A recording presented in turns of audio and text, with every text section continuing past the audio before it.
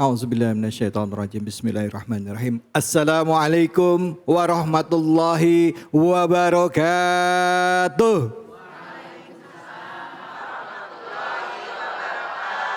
Alhamdulillahirabbil alamin. Puja dan puji mari kita panjatkan atas kehadirat Allah Subhanahu wa taala.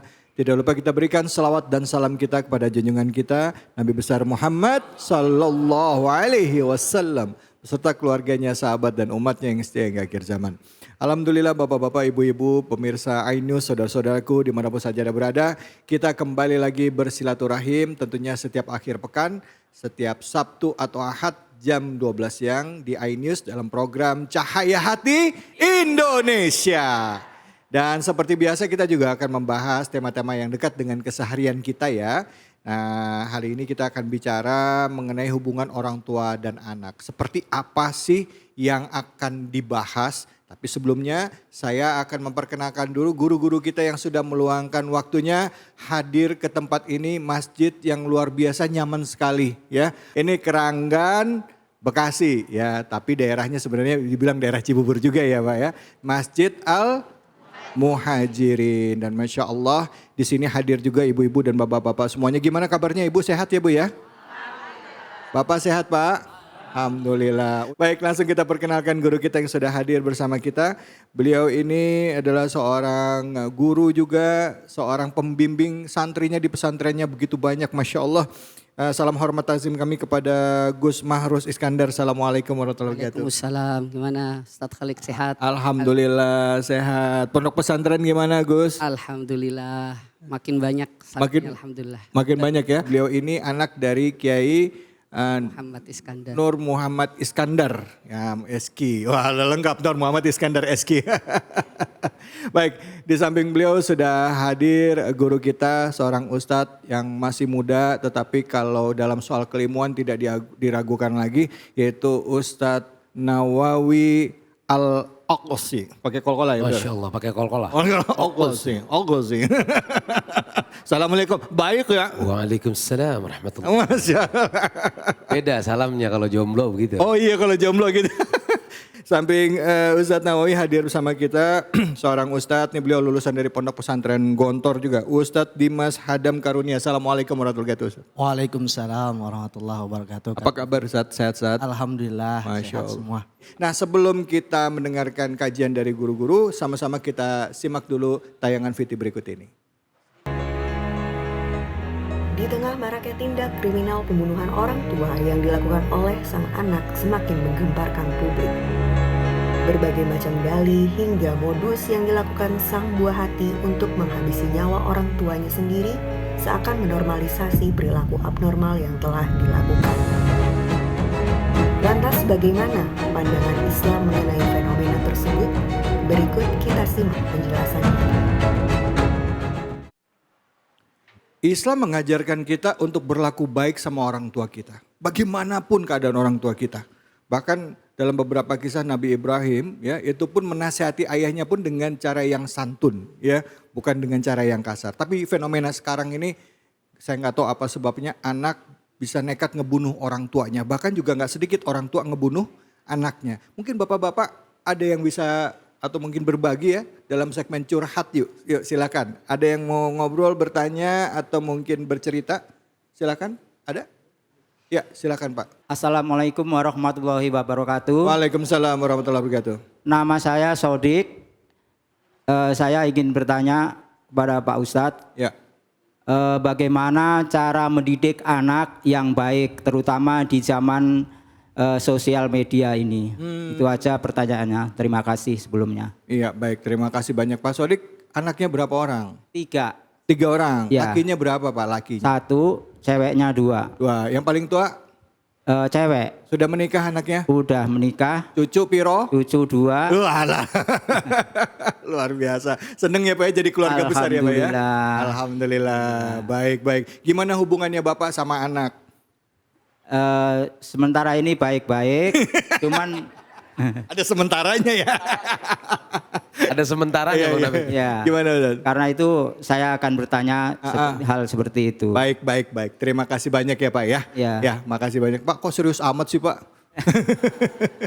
Makasih Pak. Ibu ada yang mau ini bertanya atau bercerita, silahkan Ibu, namanya siapa? Ibu namanya Ibu siapa? Mic-nya deket kan? Nama saya Bismillahirrahmanirrahim. Nama saya Sri Munjayati. Ibu Sri Munjayati. Munjayati. Anaknya berapa orang Ibu? 2. 2 orang. Sudah punya cucu? Sudah. Berapa orang cucunya? 4. 4 orang. Gimana Ibu? Anak Ibu berapa hari sekali datang ke rumah atau tinggal sama Ibu anak? Enggak. Enggak, anak di mana? Anak yang satu di Pondok Ranggon tiap hari datang. Tapi yang satu di Bandung jarang datang. 3 bulan sekali paling datang, 2 bulan sekali. 3 bulan sekali udah datang. Kangen gak Bu sama yang jauh anaknya? Kangen. Kangen ya Allah. Tapi sering telepon kan. Tapi sering teleponan ya, sekarang bisa dipermudah. Silakan Ibu, pertanyaannya apa? Iya. Bismillahirrahmanirrahim. Perkenalkan, nama saya Sri Munjayati dari Majelis Taklim Al-Muhajirin. Ustadz, saya mau bertanya, jika seorang orang tua yang telah memberikan haknya kepada anaknya sesuai dengan ajaran agama, tapi setelah anak ini dewasa, dia tidak menjalankan lagi apa yang seharusnya dijalankan. Contohnya, dia sudah melepas hijab, padahal dia sudah dewasa atau sudah Padahal Ibu dulu mengajarkan dari anak untuk pakai hijab. Ya, sampai dewasa itu. Apakah itu dosa yang akan ditanggung orang tua atau anak itu sendiri mengingat anak itu sudah balik? Baik, oke. Ya, Terima kasih. Wabillahi taufiq wal hidayah. Wassalamualaikum warahmatullahi wabarakatuh. Waalaikumsalam warahmatullahi wabarakatuh. Ibu Sri Munjayati dan Bapak Sodik. Pak Sodik. Silakan Ustadz, guru-guru mungkin bisa dijawab satu persatu. Dari Gus, silahkan Gus Marus. Bismillahirrahmanirrahim. Assalamualaikum warahmatullahi wabarakatuh. Waalaikumsalam warahmatullahi wabarakatuh. Alhamdulillah wassalatu wassalamu ala rasulillah nabiyina Muhammad bin Abdullah sallallahu alaihi wasallam wa ala alihi wa sahbihi wa mawalah, amma ba'du fa ba'du tahiyah. Alhamdulillah, insyaallah seluruh jamaah Majelis Ta'lim Al-Muhajirin yang semuanya insyaallah selalu dalam lindungan Allah. Amin. Jadikan keluarga sakinah mawaddah warahmah. Amin. Dan anak-anaknya insyaallah semua solihin dan solihat. Amin. Amin ya rabbal alamin. Tadi pertanyaan yang pertama dari Bapak Sodik. Iya, bagaimana cara mengajarkan anak yang baik? Iya, Pak Haji, Pak Sodik ya. Mengajarkan anak yang baik, kalau kita kembali kepada hadis Nabi Muhammad SAW, ada sebuah hadis menjelaskan alimu auladakum bihubbin nabi wa bihubbi ahli baitihi wa bihubbil Qur'anil Karim. Ajarkan anakmu cinta kepada Nabi Muhammad SAW, cinta kepada keluarga Nabi Muhammad SAW, dan juga cinta kepada Al-Quranul Karim. Karena Al-Quranlah nanti yang akan menjadi cahaya di hari tidak ada cahaya, di hari di mana kegelapan akan menyelimuti kita. Di sini mempunyai arti yang sangat luas. Bukan hanya secara konteks cinta Nabi, cinta Al-Quran, tidak. Tapi cinta paling pertama kita ketika kita mengajarkan kepada anak kita. Karena anak kita lahir dalam keadaan fitrah, dalam keadaan suci, dalam keadaan tidak tahu apa-apa. Tapi ketidaktahu apa-apa inilah yang sebenarnya menunjukkan hakikat hidup di dunia. Karena ad-dunya darul masalah. Dunia itu tempatnya masalah. Kalau enggak tempatnya masalah, enggak mungkin anak brojol lahir oe. Nangis baru lahir ke dunia. Apa Bapak Ibu pernah lihat ada anak lahir hore-hore gembira, ketawa, senang, joget-joget? Enggak ada.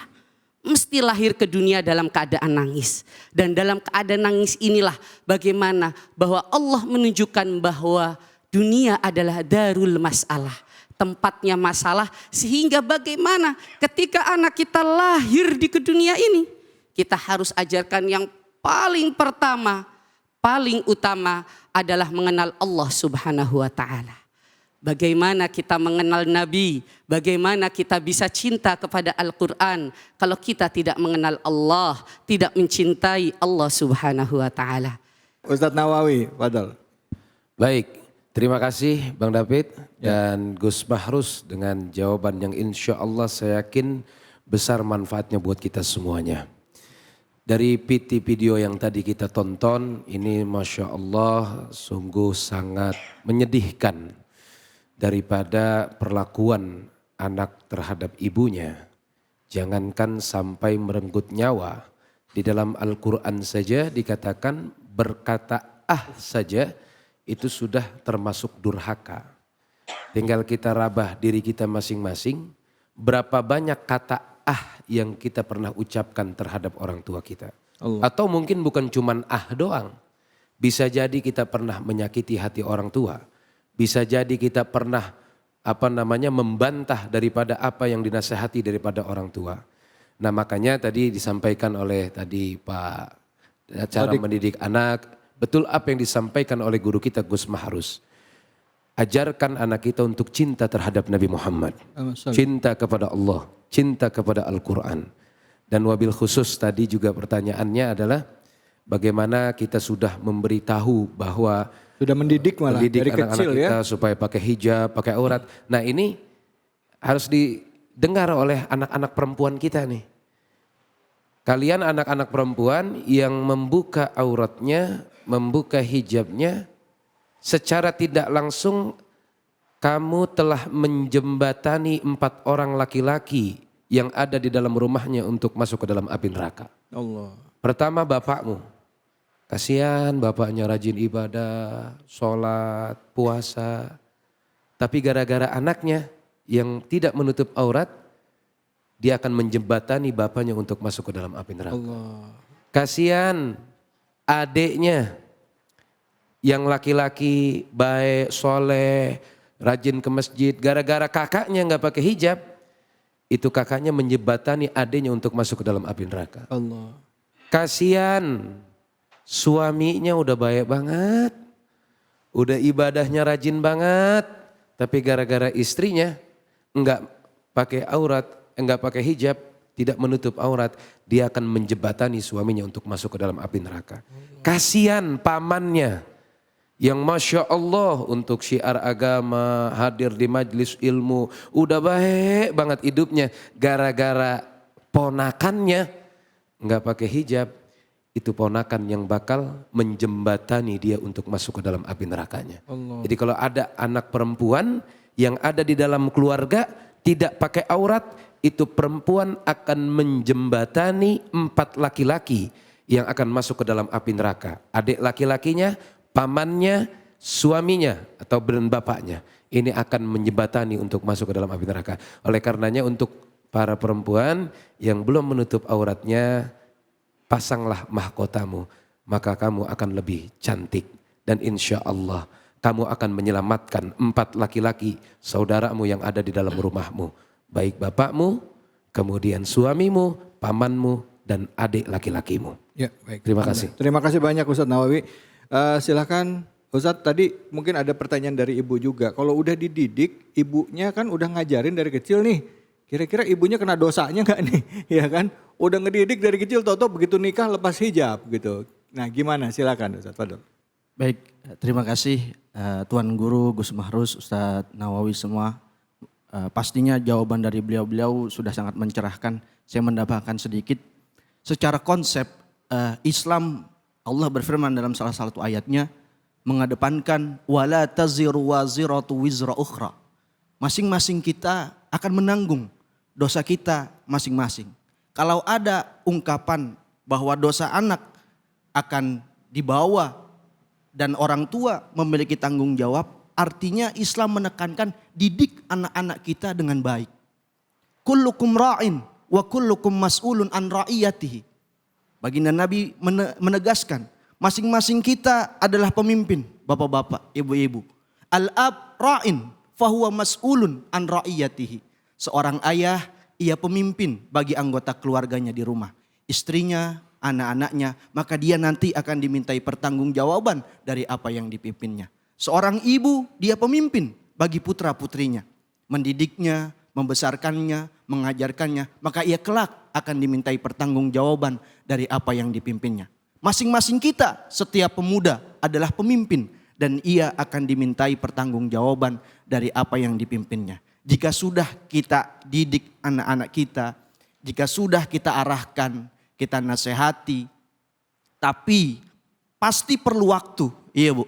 Kita hanya menjadi wasilah Kami para guru hanya menyampaikan apa yang baginda Rasul, para ulama, para habaib ajarkan. Kami bukan wasilah dari hidayah. Yang memberikan hidayah hanya Allah. Maka setelah kita lakukan usaha mengingatkan putra-putri kita, mendidik anak-anak kita, kita berikan pendidikan agama dan umum yang seimbang, tapi masih keluar, masih melenceng, doakan. Doakan putra-putri kita sambil sesekali ajak, nasihati. Yang ayah, kadang anak mau sholat berjamaah karena lihat ayahnya ke masjid. Kalau kita sebagai bapak, yuk, ya pak, cuma nyuruh aja anaknya nggak mau sholat. Maka ayah dan ibu penting menjadi tokoh sentral pendidikan rumah terlebih dahulu agar pendidikan di masyarakat anak-anak kita lebih baik dan lebih maslahat. Dan ibu-ibu, bapak-bapak, bicara mengenai hubungan ibu, anak, bapak dengan anak ya dalam keluarga ini sangat dinamis ya. Ada kalanya anak sama bapak itu hubungannya baik banget, tapi ada kalanya mungkin anaknya lagi ada masalah, orang tuanya maksudnya apa, nangkepnya lain ya, ngomongnya nggak enak. Nah, gimana kita menyikapi hal ini? Yuk, tetap di sini di Cahaya Hati Indonesia.